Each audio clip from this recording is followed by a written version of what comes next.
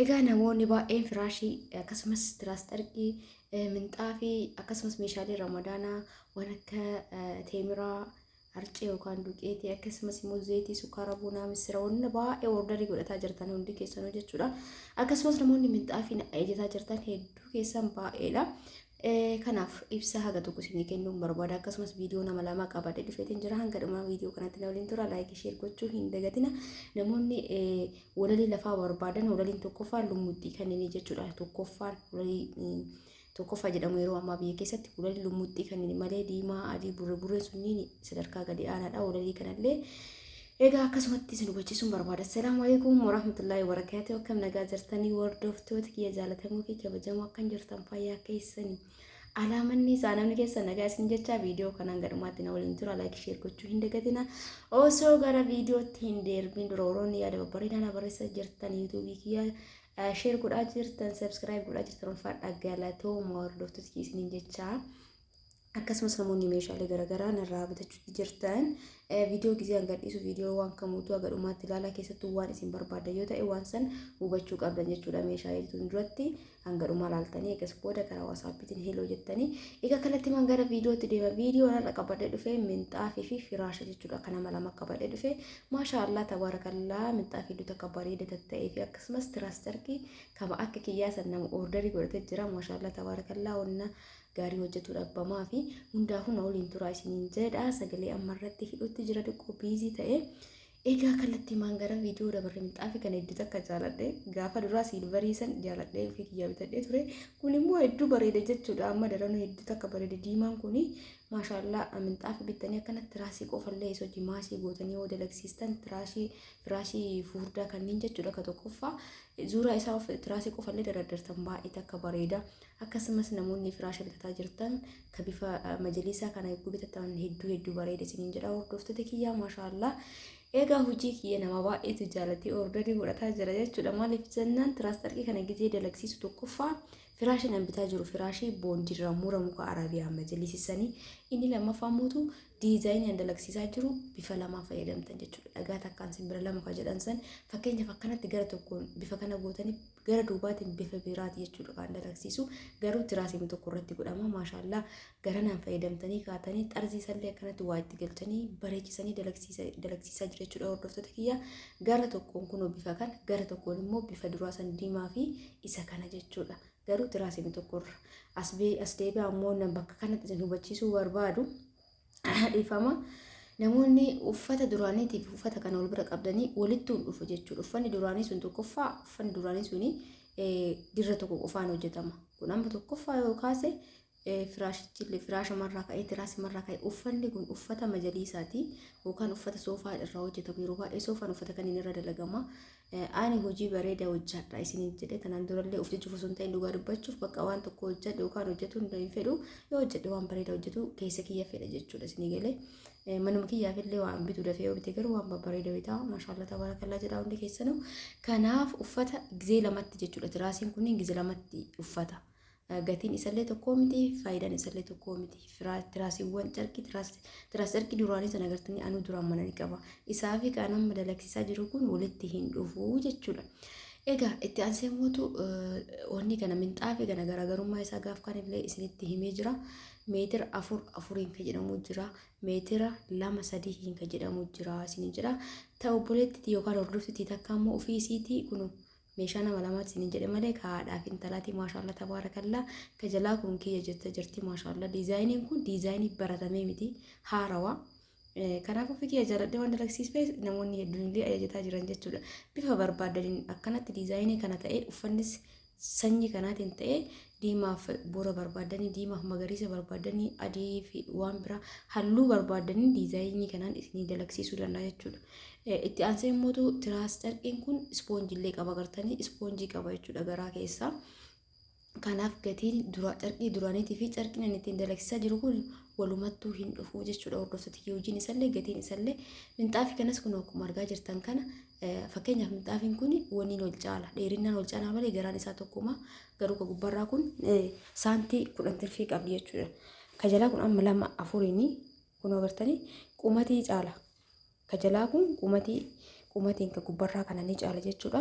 Kaarmee xiyyaa kifilii xiqqoo waan ta'eef halluu isallee diimatti biti dheerina isallee ka xiqqaa sannaa biti naan jetteerti kun akkuma fedhii isiitiin ka isii guddaa bitee fi ka haadha isii mootuu kun xiqqoo qalallite jettee minxaafiin lama sadii hin jechuudha tun tokko gubbarraa tuni dhugaa dubbachuuf wanni ramadaan wal qabatee minxaafii firaashii garagaraa waan akka wanni walumaa galatti wanni ramadaan barbaachisu hunduu gatiin isaa ka'utti jira olee hedduu takka qaala'utti jira jechuudha. Minxaafiin kun hedduu takka dabalee jira.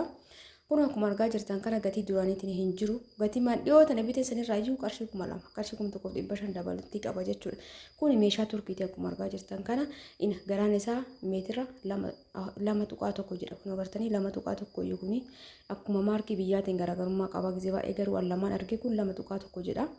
Garaan isaa jechuudha bal'inni isaa meetira 3 garachaan sun agartanii 2.1 egasii 3 kuno isinitti sisee agarsiisaa kun agartanii 2.1 hin jedha. Kanaafi gajalaa kun gatiin isaa tokko miti jechuudha. Hordoftoota kiyya akkuma argaa jirtan kana waltaraa qumatillee jechuudha. Garaan tokkuma saantii wayii waltara malee.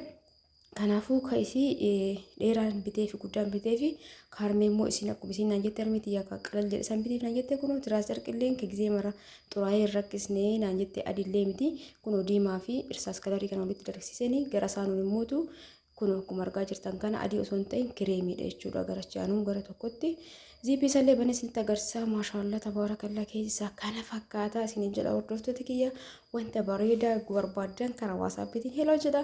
Meeshaa ta'ee waan kamuu osoo hin bitin dura qulqullummaan isaa 100% jechuudha. Maashaallah kana shakkii takka hin qabu maaliif abbaan barbaadu gatii baasee bitata waan bareedaa namni ittiin tolle mootu waa'ee lammaffaan naa godhi yoo barbaadan immoo carqii duraanii saniin naa dalagsiisillee tan rakkoo takka hin qabu fedhii keessan irratti hundaa'ee dalaga garuu ibse godhee waan ofii dalagu tokko bareeda dalaga abbaan garuu yoo akka durii san naa dalagsi jedhe mirgisaati jechuudha.